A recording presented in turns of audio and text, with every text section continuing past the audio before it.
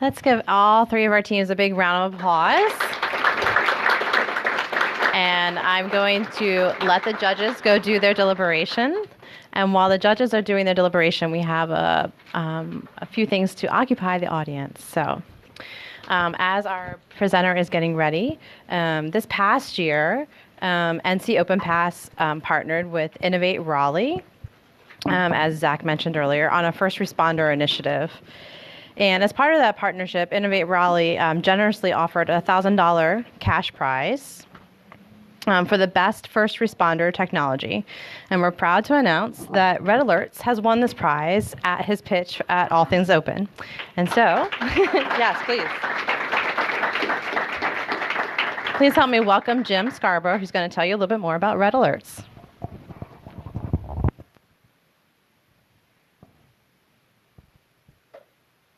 Red alert! The National Weather Service has issued a tornado warning for Wake County. The storm is in Holly Springs, and it's making its way through Garner to Raleigh.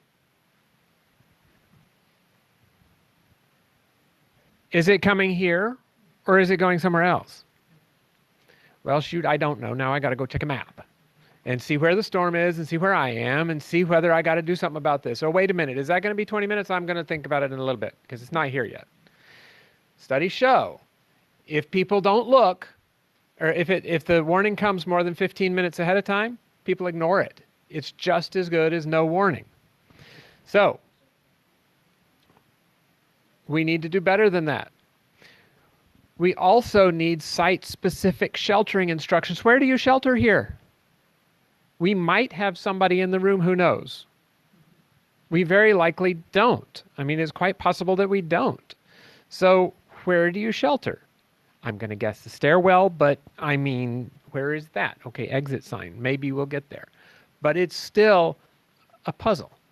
And then if you're not familiar with, I mean, this is a big deal around North Carolina. If you're not familiar with where to shelter and the fact that you have to shelter with a tornado, people don't shelter. Tornado came right through here in 2016. And a tornado warning came through here in 2016. I don't know how much damage came from it. Came through here, and at 5:40 in the afternoon, there were a whole bunch of people over at Red Hat next door, and a whole bunch of them didn't shelter.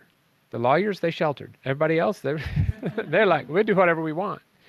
And it scares me to death because I haven't turned on my clicker.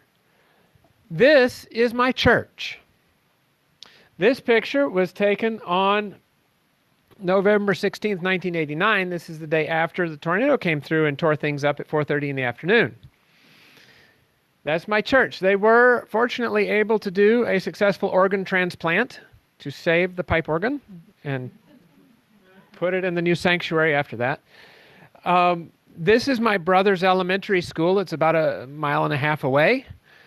It's a good thing it came after school rather than during school. There were 36 students there. They got them under the stairs, and when the power went out, not even a tornado warning was issued. They got them under the stairs just because the power went out and the sky was green, and the kids survived. 21 people were not so fortunate that day in that place. And we get things like this. So here's a tornado warning. This is not the one I was quoting or making up a minute ago. But here you see Wake County. How many of y'all from Wake County? You know your way around. Okay, some of you, not everybody. But, all right, that's Wake County, and you're right there. And the storm's going this way. So this particular storm would miss us, but we might not know when we get the first notice, when they say it's in Anger, and you might be from somewhere else. You don't know if you need to do something about that. We get confusion because we get a warning from our phone, we get a warning based on the county and that kind of thing. We get confusion. We have to have clarity of what this information is. We have to know exactly what it means, where the storm is and when I have to shelter. They give us the data.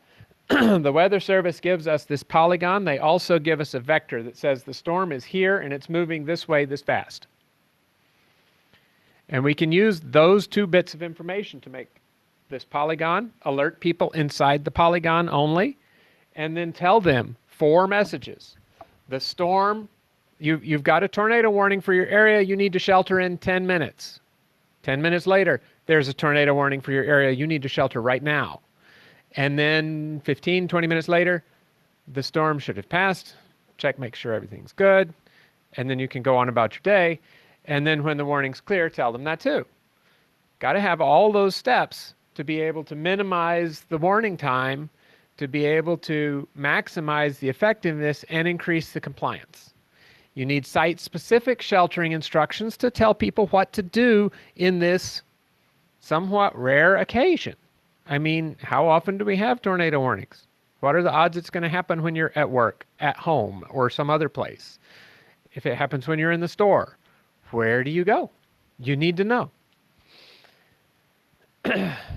Well, we can't see all of it, but that's okay. We're going to save lives.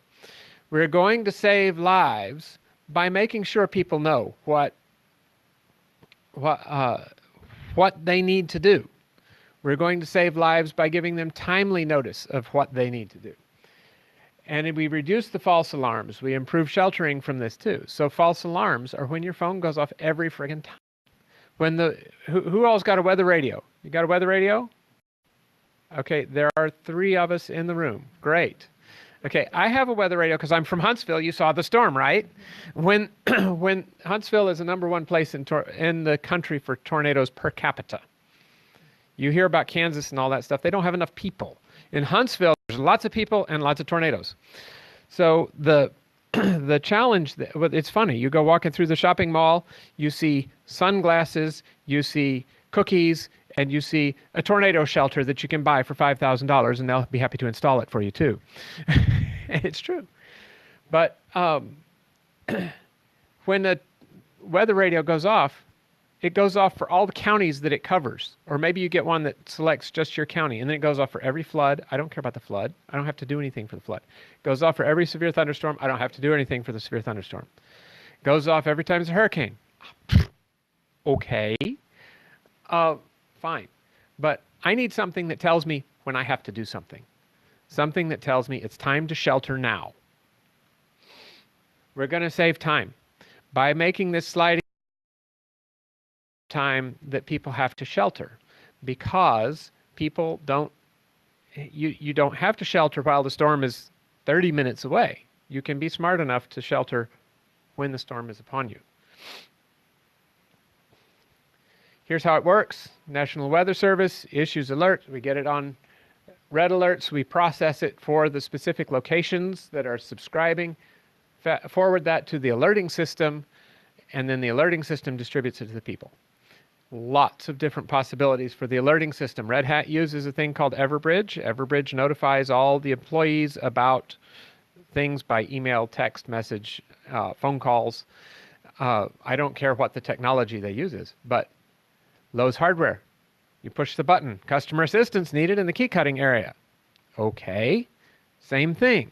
It automatically pushes the button, says there's a tornado warning. Go shelter in the back. Who needs this?